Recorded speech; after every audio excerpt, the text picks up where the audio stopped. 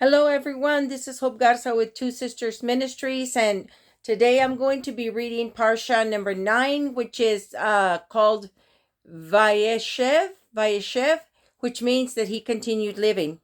And I will be going from Genesis 37, verse 1 through chapter 40, verse 23. And today I'm going to be reading out of a different Bible. I'm going to be reading the Hebrew English Tanakh, all right, which is only the Old Testament here. It's only the Old Testament and the prophets. And then I'll be reading the New Testament scriptures, of course, out of my regular King James Bible. So without further ado, let's get going here.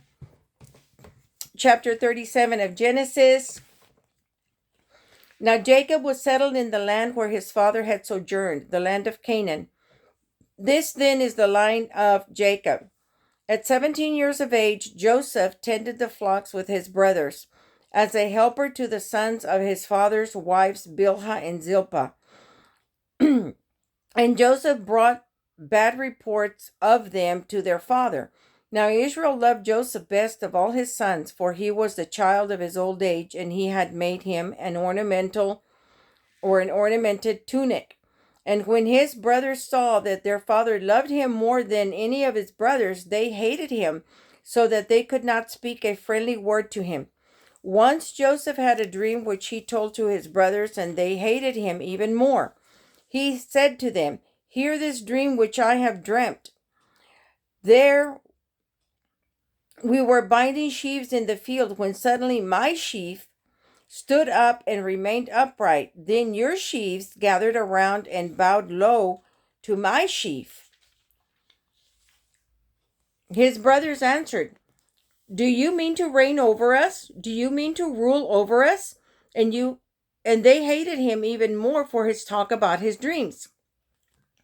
He dreamed another dream and told it to his brothers, saying, "Look, I have had another dream, and this time the sun, the moon, and 11 stars were bowing down to me."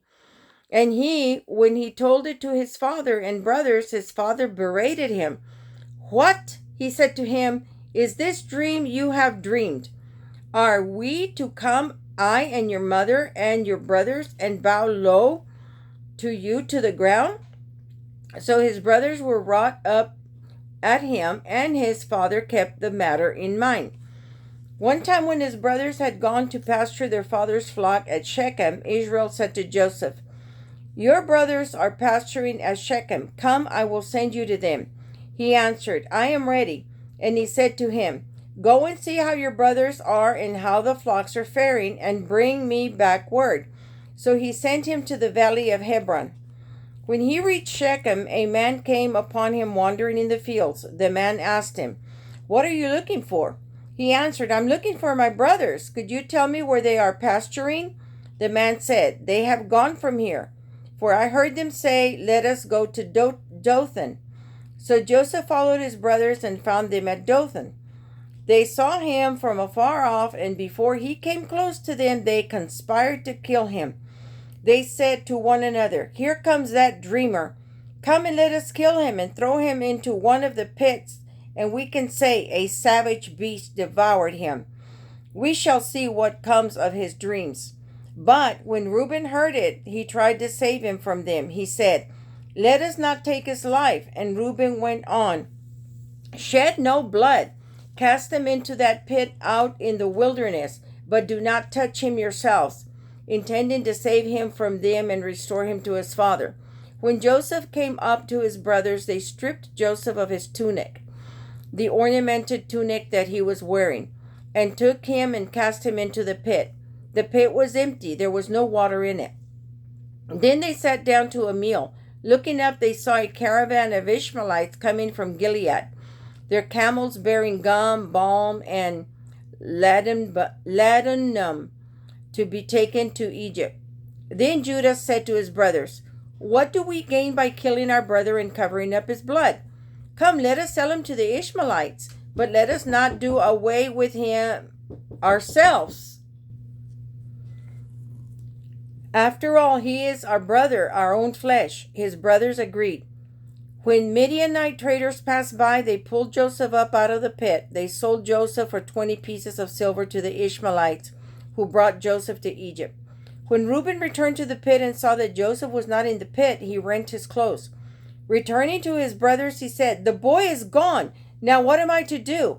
Then they took Joseph's tunic, slaughtered a kid, and dipped the tunic in the blood.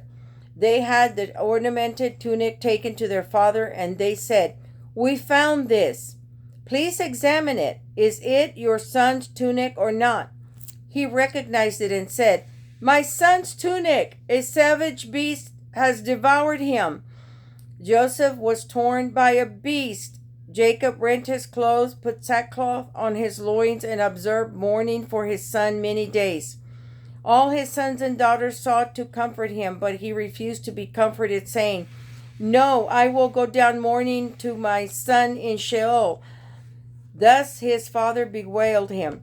The Midianites meanwhile sold him in Egypt to Potiphar, the courier of Pharaoh, and his chief steward. Chapter 38.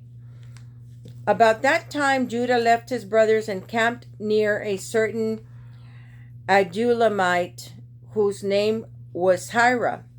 There Judah saw the daughter of a certain Canaanite whose name was Shua, and he married her and cohabited with her. She conceived and bore a son and named him Er. She conceived again and bore a son and named him Onan. Once again she bore a son and named him Shelah. He was at Shezib when she bore him. Judah got a wife for Er, his firstborn. Her name was Tamar. But Er, Judah's firstborn, was displeasing to the Lord, and the Lord took his life.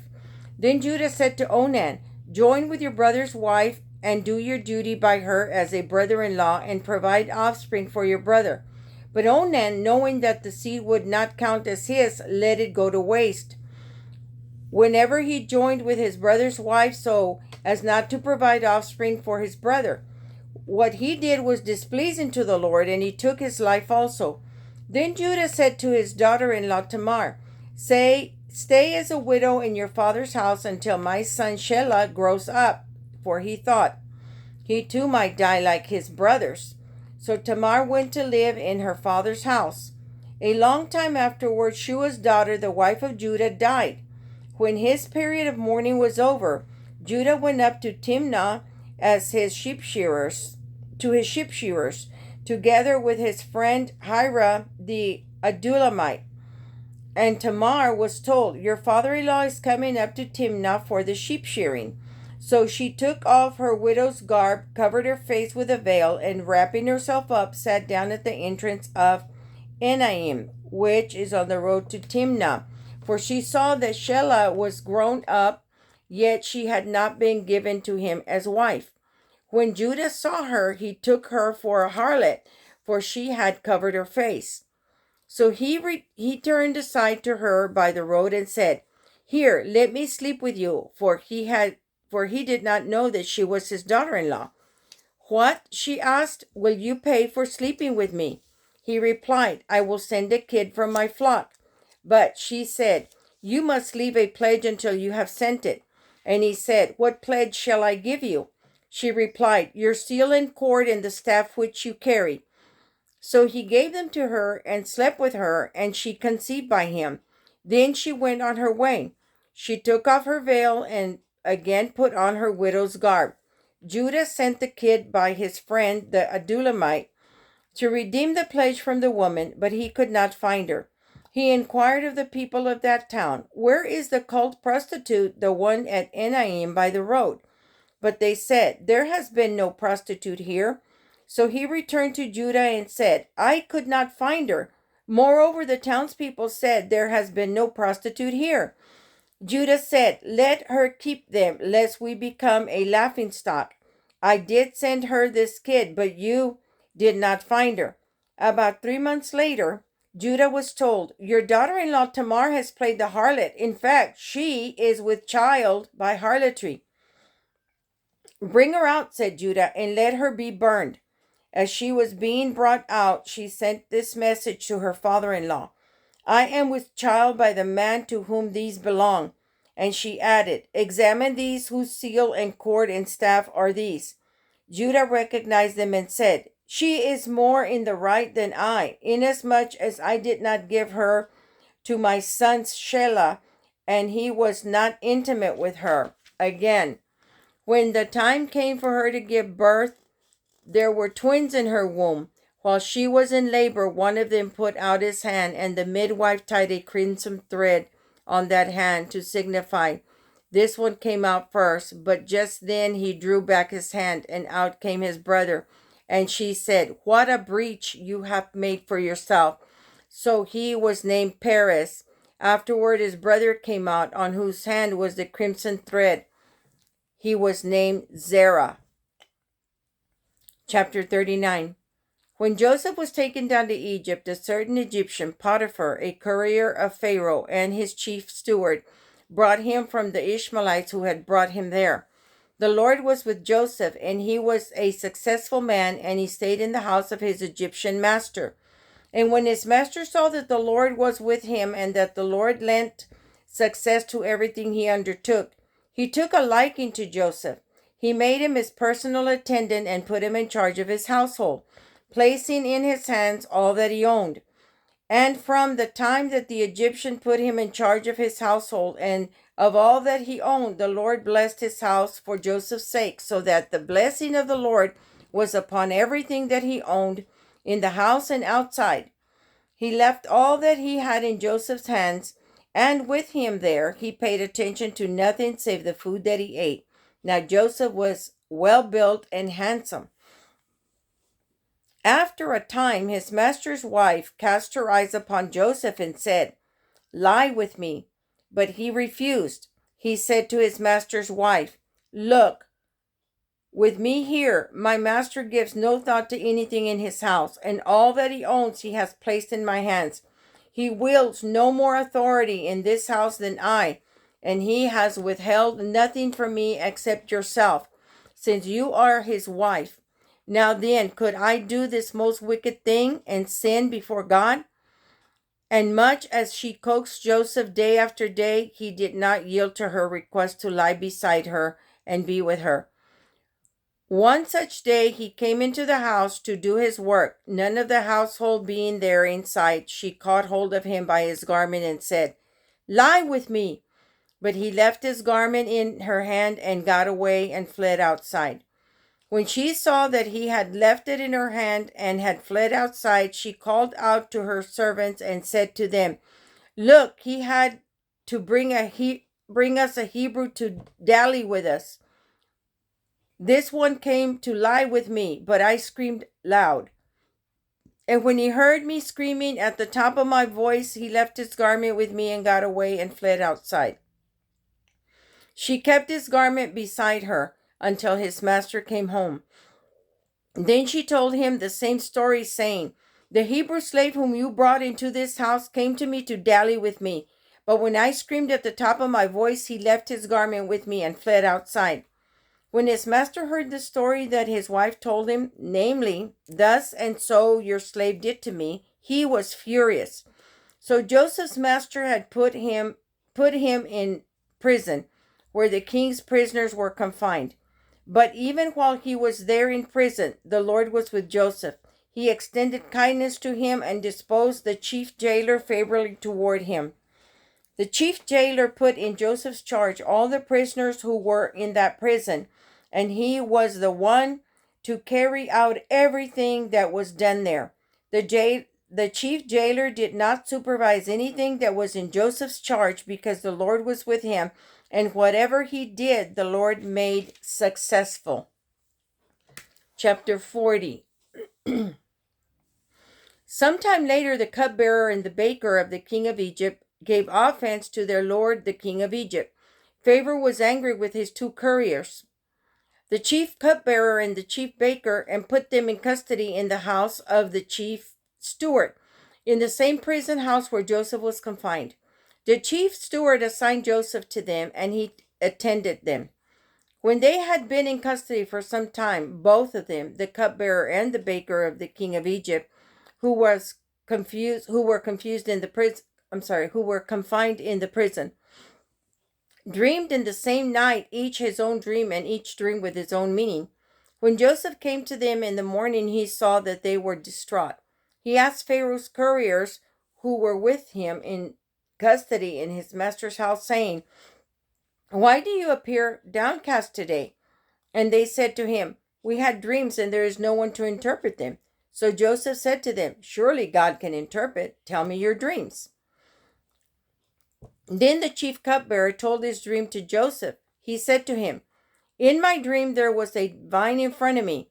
On the vine were 3 branches. It had barely budded, when out came its blossoms, and its clusters ripened into grapes. Pharaoh's cup was in my hand, and I took the grapes, pressed them into Pharaoh's cup, and placed the cup in Pharaoh's hand." Joseph said to him, This is its interpretation. The 3 branches are 3 days. In 3 days, Pharaoh will pardon you and restore you to your post. You will place Pharaoh's cup in his hand, as was your custom formerly when you were the cupbearer. But think of me when all is well with you again, and do me the kindness of mentioning me to Pharaoh, so as to free me from this place. For in truth I was kidnapped from the land of the Hebrews, nor have I done anything here that they should have put me in the dungeon.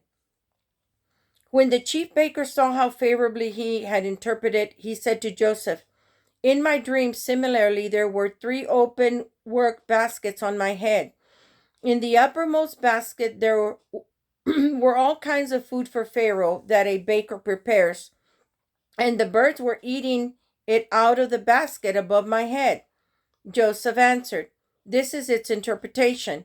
The 3 baskets are 3 days. In 3 days Pharaoh will lift off your head and impale you upon a pole, and the birds will pick off your flesh. On the 3rd day, his birthday, Pharaoh made a banquet for all his officials, and he singled out his chief cupbearer and his chief baker from among his officials. He restored the chief cupbearer to his cupbearing, and he placed the cup in Pharaoh's hand, but the chief baker he impaled, just as Joseph had interpreted to them. Yet the chief cupbearer did not think of Joseph. He forgot him. And now I will be reading from the book of Amos, chapter 2, beginning with verse 6, and I will be reading to chapter 3, verse 8. Thus saith the Lord, for 3 transgressions of Israel, and for 4, I will not turn away the punishment thereof, because they sold the righteous for silver, and the poor for a pair of shoes, that pant after the dust of the earth on the head of the poor, and turn aside the way of the meek. And a man and his father will go in unto the same maid, to profane my holy name. And they lay themselves down upon clothes laid to pledge by every altar, and they drink the wine of the condemned in the house of their God. Yet destroyed I the Amorite before them, whose height was like the height of the cedars, and he was strong as the oaks. Yet I destroyed his fruit from above, and his roots from beneath. Also I brought you up out of the land of Egypt. I led you 40 years through the wilderness to possess the land of the Amorite. And I raised up of your sons for prophets, and of your young men for Nazarites. Is it not even us, O ye children of Israel, saith the Lord? But ye gave the Nazarites wine to drink, and commanded the prophets, saying, Prophesy not. Behold, I am pressed under you as a cart is pressed that is full of sheaves. Therefore the flight shall perish from the swift, and the strong shall not strengthen his force. Neither shall the mighty deliver himself, neither shall he stand that handleth the bow. And he that is swift of foot shall not deliver himself, neither shall he that rideth the horse deliver himself. And he that is courageous among the mighty shall flee away naked in that day, saith the Lord. Chapter 3. Hear this word that the Lord hath spoken against you, O children of Israel, against the whole family which I brought up from the land of Egypt, saying, You only have I known of all the families of the earth. Therefore I will punish you for your iniquities. Can two walk together except they be agreed? Will a lion roar in the forest when he has no prey? Will a young lion cry out of his den if he have taken nothing? Can a bird fall in a snare upon the earth where no gin is for him? Shall one take up a snare from the earth and have taken nothing at all? Shall a trumpet be blown in the city and the people not be afraid? Shall there be evil in a city and the Lord hath not done it? Surely the Lord God will do nothing, but he revealeth his secret unto his servants, the prophets. The lion hath roared, who will not fear? The Lord God hath spoken, who can but prophesy? Now I will read to you from Acts chapter 7, beginning with verse 9 to verse 16.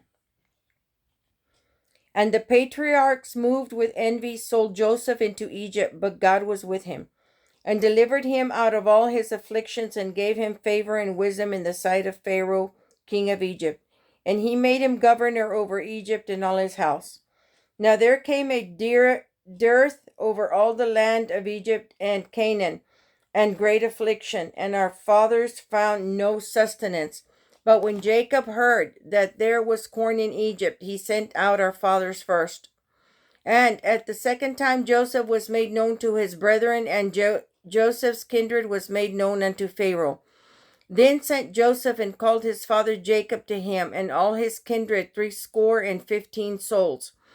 So Jacob went down into Egypt, and died he and our fathers, and were carried over into Shechem, and laid in the sepulchre that Abram bought for a sum of money of the sons of Emor, the father of Shechem. That is the end of the reading for this particular parsha. We just did Vayeshev, which means he continued living. So if you would please listen to it again and be ready so that when I do the teaching, you will be very familiar. Notice that we're reading out of the New Testament and out of the Old Testament, and that everything flows together. Everything that we have here does not contradict itself, except for in some translations, maybe the way certain names of people and places are spelled. But other than that, it's the same thing. So again, this is Hope Garza with Two Sisters Ministries SA in San Antonio. Press a button, click, subscribe, like, and send me around the world. It's not going to cost you a cent. God bless you.